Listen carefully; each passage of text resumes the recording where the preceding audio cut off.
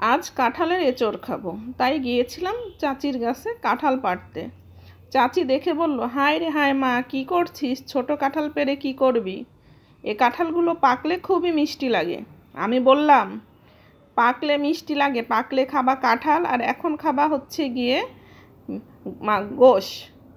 এই কাঁঠাল রান্না করলে তোমার গোশ ফেল হয়ে যাবে। গোশের স্বাদ কাঁঠালেই পাবা। চলো আজ তোমাকে আমি এমন করে কাঁঠাল রান্না করে খাওয়াবো, তুমি মুখে গোশের স্বাদ পাবা। তাই আমি কাকির গাছ থেকে 3টা কাঁঠাল পেড়ে নিয়ে আসছি। দেখেন, কাঁঠালগুলো কিন্তু একবারে জালি। কাঁঠালটা ভিতরে এখনও ছোট ছোট বিচি। এই অবস্থায় কিন্তু কাঁঠালগুলোর এঁচড় রান্না করে খেতে খুবই ভালো লাগবে। আমি কাঁঠালগুলো সুন্দর করে কেটে এভাবে পানিতে ভিজিয়ে রেখেছি। কাঁঠালগুলো কাটছে আমার মামি।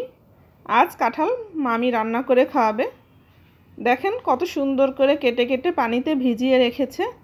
কাঁঠালগুলো কিন্তু কাটার আগে হাতে তেল লাগিয়ে নিতে হয়, নাহলে কিন্তু হাতে আঠা লেগে যায়। যেহেতু গাছ থেকে টাটকা পেড়েই কাঁঠাল আমরা কাটা শুরু করেছি, এতে কিন্তু প্রচুর কষ। এজন্য কাঁঠাল কাটার সময় হাতে এবং বটিতেও সরিষার তেল লাগিয়ে নিতে হবে। আমাদের কাঁঠাল কাটা শেষ, এখন রান্নার পালা।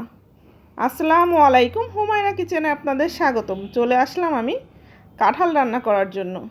এই কাঁঠালটা দেখেন, পানি গরম দিয়েছে, পানি ফুটে উঠলে এর ভিতরে দিয়ে দিয়েছে হলুদ আর লবণ, দিয়ে এবার কাঁঠালটাকে দিয়ে দিয়েছে। হলুদ লবণ দিলে কাঁঠালের রঙটা কিন্তু কালো হবে না, এজন্য হলুদ আর লবণ দিয়ে কাঁঠালটা সিদ্ধ করতে বসিয়ে দিয়েছে। এপাশে মামি চিংড়ি মাছে লবণ হলুদ মাখিয়ে রাখতেছে, যেন হচ্ছে গিয়ে চিংড়ি মাছের ভিতরে লবণটা ভালো করে ঢোকে। দেখেন, চিংড়ি মাছগুলো কিন্তু বড় বড় সাইজের। চিংড়ি মাছে এখন ভালো করে লবণ হলুদ মাখিয়ে রেখে দিচ্ছে। রেখে তারপরে কাঁঠালটা কিন্তু আমরা এখানে সিদ্ধ করে নেব। কাঁঠালটা সিদ্ধ করে নিলে কিন্তু রান্না করার সময় কাঁঠালটা ভালো লাগবে। দেখেন কত বড় বড় চিংড়ি মাছ। এটা কিন্তু অনেক বড় সাইজের চিংড়ি মাছগুলো কেটে কেটে ছোট করে নেওয়া হয়েছে। এই চিংড়ি মাছ দিয়ে কাঁঠাল রান্না করে খেলে খুবই মজা লাগবে। যেহেতু কাঁঠালটা রান্না করলে একবারে গোশের মতনই স্বাদ আসে, এজন্য আমরা বড় বড় সাইজের চিংড়ি মাছ নিয়েছি, যেন সেন্টটাও ভালো আসে। এখানে কিন্তু আমি 4-5টা চিংড়ি মাছ বড় সাইজের নিয়ে নিয়েছি। চিংড়ি মাছটা কেটে লবণ হলুদ মাখাতে মাখাতে এখানে কিন্তু আমাদের কাঁঠালটা দেখেন সিদ্ধ হয়ে এসেছে। মামি কিন্তু এটাকে বেশ কিছুক্ষণ ধরে সিদ্ধ করেছে, যেন যখন একটু সিদ্ধ সিদ্ধ হয়ে গেছে তখন এটাকে ঝুড়িতে পানি ঝরাতে রেখে দিয়েছে। আর এপাশে কড়াইতে তেল দিয়ে পেঁয়াজ কুচি দিয়ে দিয়েছে। পেঁয়াজ কুচিটাকে এখন একটু ভাজা ভাজা করে নেবে। দেখেন, পেঁয়াজ কুচিটা একটু ভাজা ভাজা হয়ে আসছে। বেশি ভাজা ভাজা করা যাবে না, ভাজা ভাজা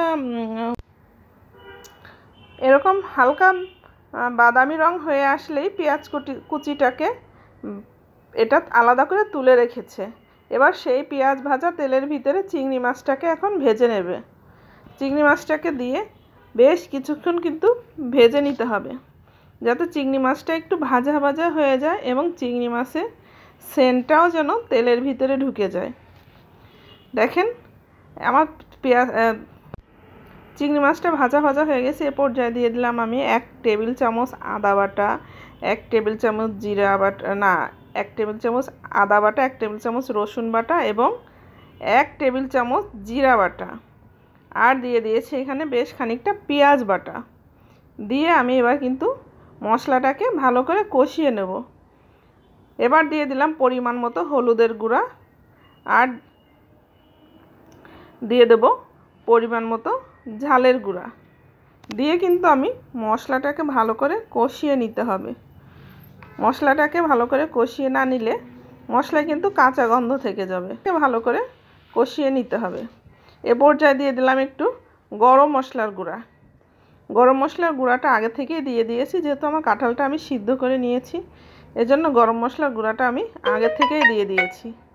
দিয়ে এবার মশলাটাকে ভালো করে কষিয়ে নিতে হবে। আমি এর ভিতরে কিন্তু একটু পানিও দিয়ে দিয়েছি যেন মশলাটা ভালো করে কষানো হয়। মশলাটা কষানো হয়ে গেলে এ পর্যায়ে আমি আগে থেকে সিদ্ধ করে রাখা কাঁঠালটা দিয়ে দিলাম।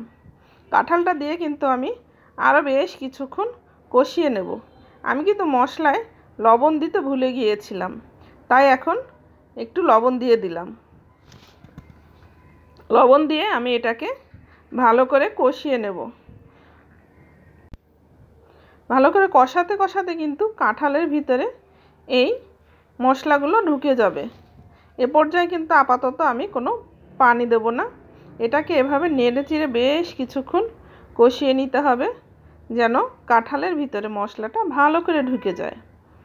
এভাবে কিন্তু কাঁঠালটা রান্না করলে খুবই স্বাদ লাগে। দেখেন আমাদের কাঁঠালটা এভাবে কষাচ্ছি, আর এপাশে আমি হাঁড়িতে নারকেলের রস করে রেখেছি। এখানে 2টা নারকেলের রস আছে, বেশ খানিকটা। আমাদের কাঁঠালটা কষানো হয়ে গেলে এর ভিতরে আমি কিন্তু সেই নারকেলের রসটা ঢেলে দিয়েছি।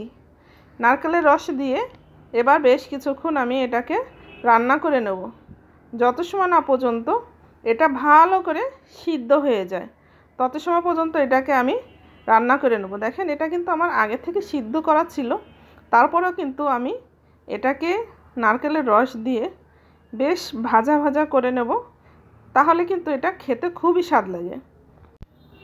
কাঁঠালের এঁচোড় রান্না করবেন, আর যদি রান্নার সিস্টেম না জানা থাকে তাহলে কিন্তু কাঁঠালের এঁচোড় আপনার খেতে ভালো লাগবে না। কারণ কি, কাঁঠালটা যেরকম ভালো লাগে খেতে, রান্না আবার সেরকমই খারাপ লাগে।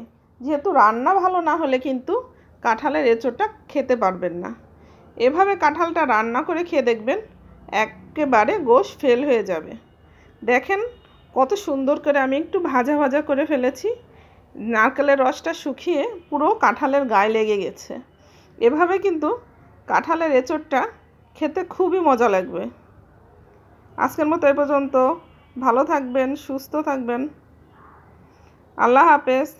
দেখা হবে পরবর্তী ভিডিও নিয়ে।